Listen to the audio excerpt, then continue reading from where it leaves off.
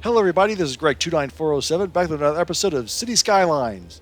Well, today what I wanted to do was have kind of a tutorial on industries. We have an industry DLC, which I think is fantastic. It's really, really good. And a lot of people have used it and they try it. And usually what can happen, you can buy these DLCs on sale on Steam and different places really cheap. I think I bought it for like $4.99 or something like that.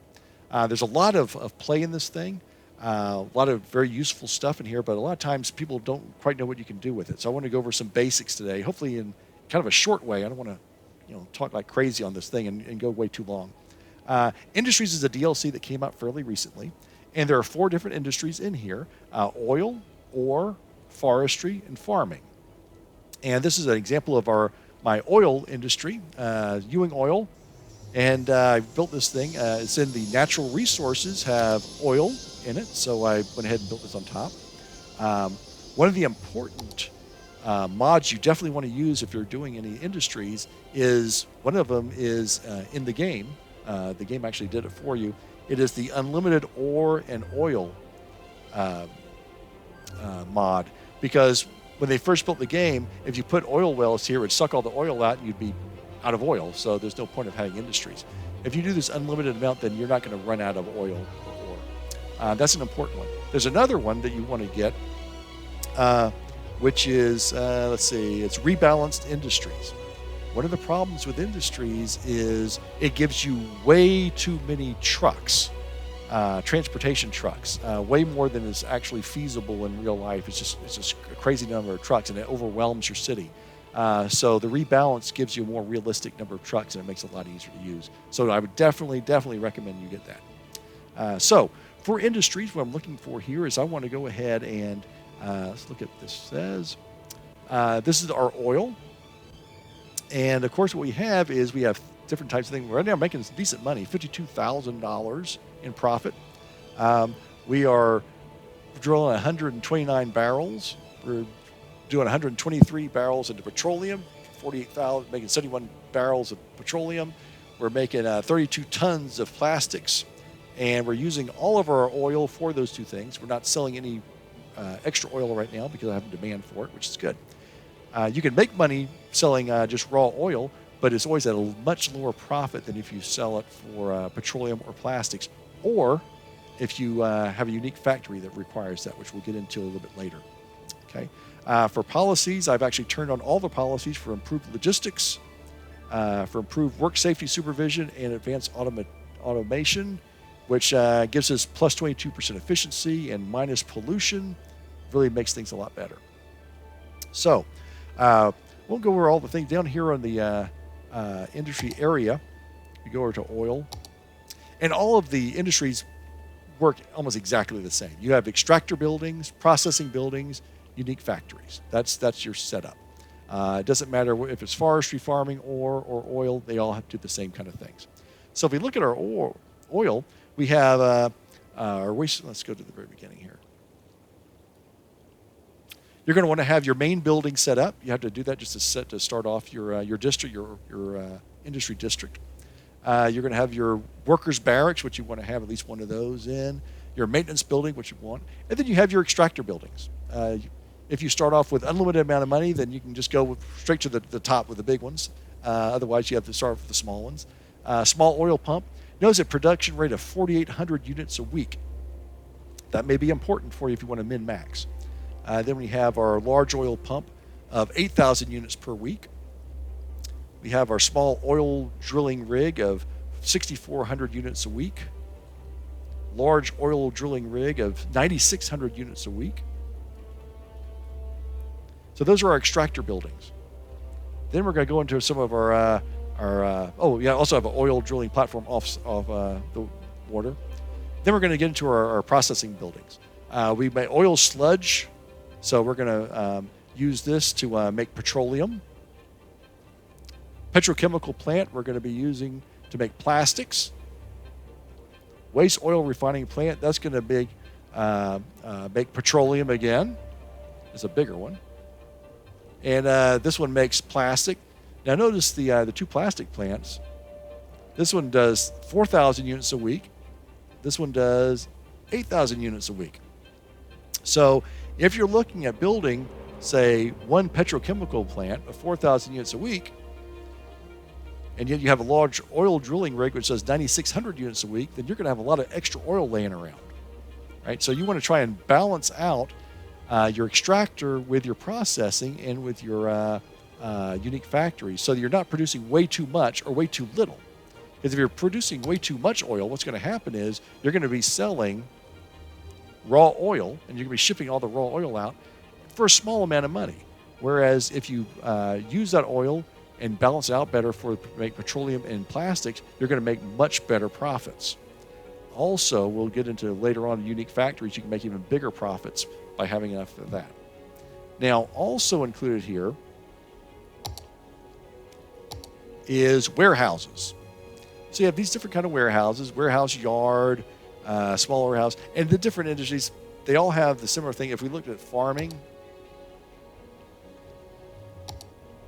you have the same type things, right? It's all going to be the same. Large warehouses, small warehouses, medium warehouses, all that kind of type thing. So these are not just for show, though.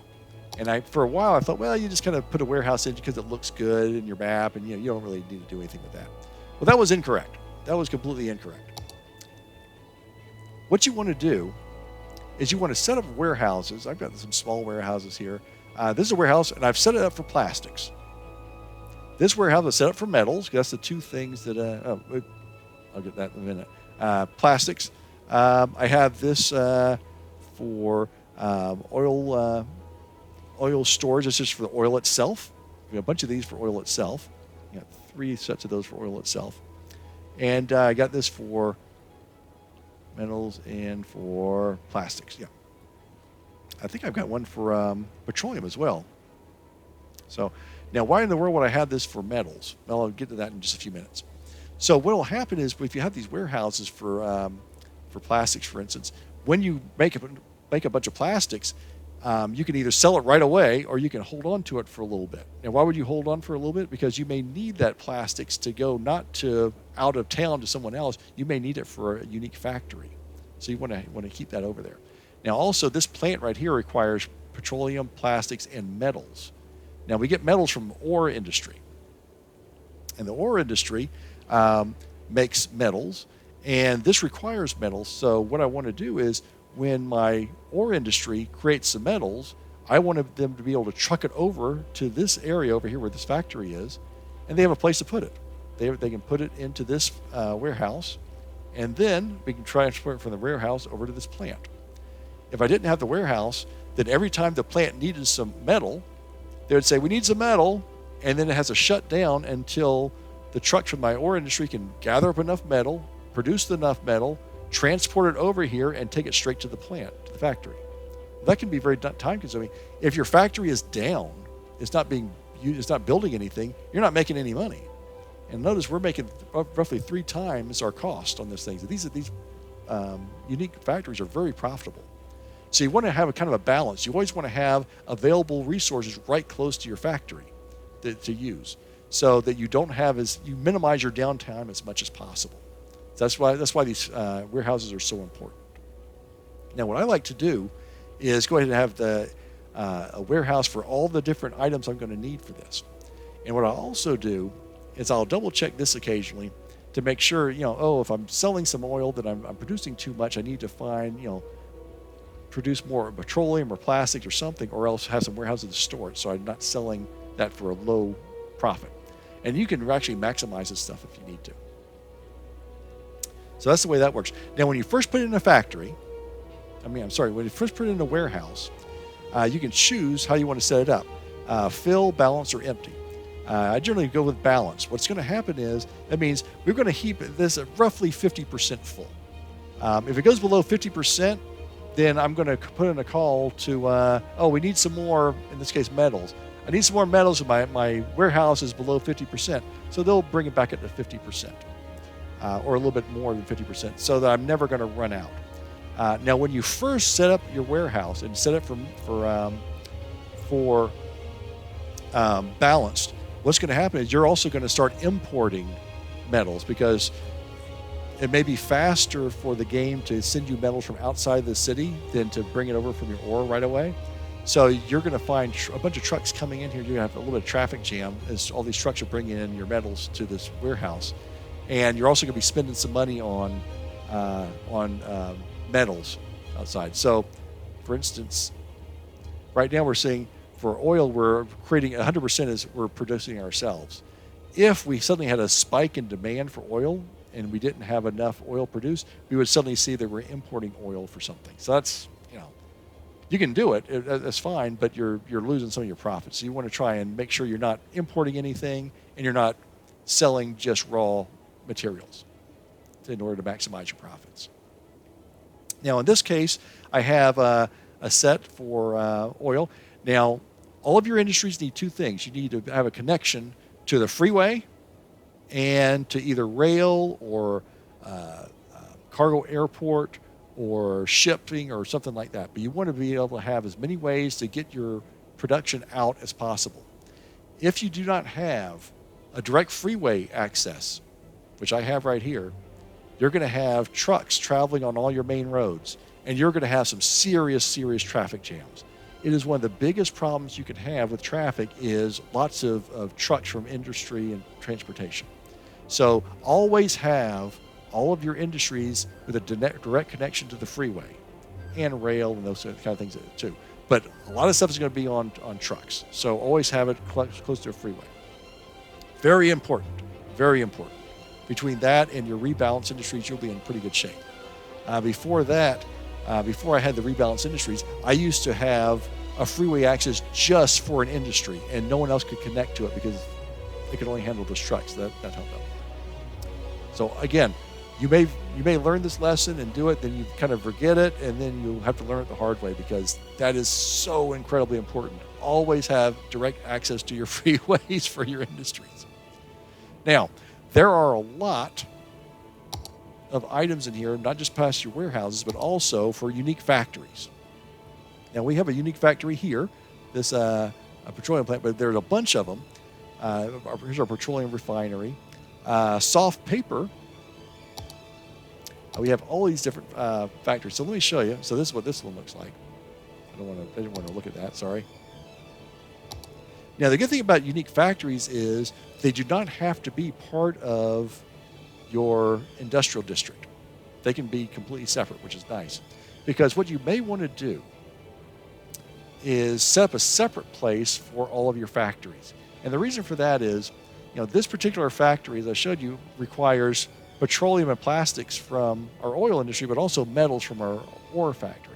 So I need to get all that metal transported all the way across the map over to here.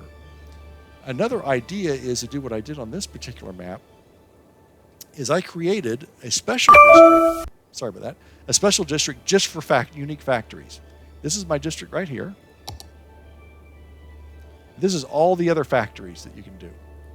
So this is the printing press, requires paper from forestry and plastics from oil.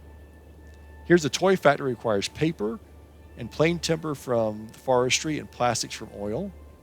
This one is lemonade factory, requires crops from farming and glass from ore. So I like to create a separate district for all of that. So I have all these factories over here, and I also have these warehouses. So this is a warehouse for paper. This is a warehouse for plastics. Here's a warehouse for metals. Here's a warehouse for glass. Warehouse for plain timber. Warehouse for animal products. For plastics again. Sometimes you need more than one. Recycling. Here's one for flour. So here's some for oil. Crops. More oil. So it's great to have all this. Again, if you have these warehouses set up, then the trucks from your other industries will bring this, and also from the train as well, if you have the train set up, will bring all those goods you need and keep them in the warehouse until your factories require them. So the modular house factory requires plain timber, plastics, glass, and metals because you're building houses.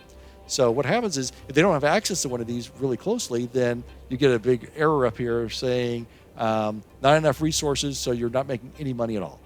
You make $0. You're paying workers, and you got all this, you got idle factory time, you're not making any money. So you want to have these warehouses close to the location. So I generally will have a warehouse on all my individual industry areas and warehouses near my factories as well. So that way they can move from warehouse to warehouse, or from extractor plant to a processing plant to the warehouse, to the other warehouse, to the factory, and then out. Very important to also have your factory area direct connection to the freeway as well. I had to relearn this the hard way myself because I did not have this freeway here, and my whole city in this part was backed up like crazy because all these trucks are trying to get over here. So that is the best way of doing industry. Again, oil industry makes the maximum amount of money. The ore, forestry, and farming, given the same size, all make roughly the same amount of money as each other. They're about a third to a half of what oil does. The factories, though, do really well. Let me show you my budget. So here we go. Forestry, profit $14,000. Farming, $11,000. It's a little small because my farm is a little bit smaller than it should be here. Ore is $19,000. Oil, a few minutes ago, was much higher. Now it's $34,000. They go up and down depending on when everything's been passed back.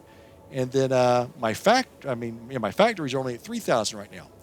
Factories, you can see my income is very high. My costs are very high too. This is a very temporary low.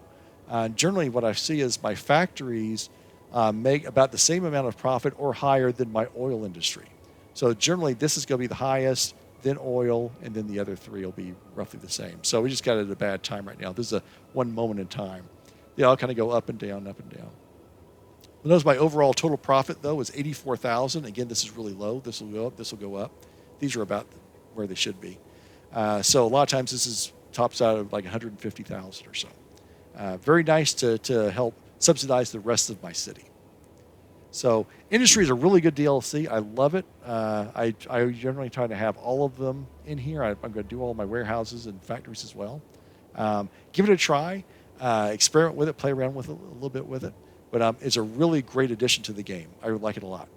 So until next time, this is Greg 29407 saying sayonara, and we will see you next time.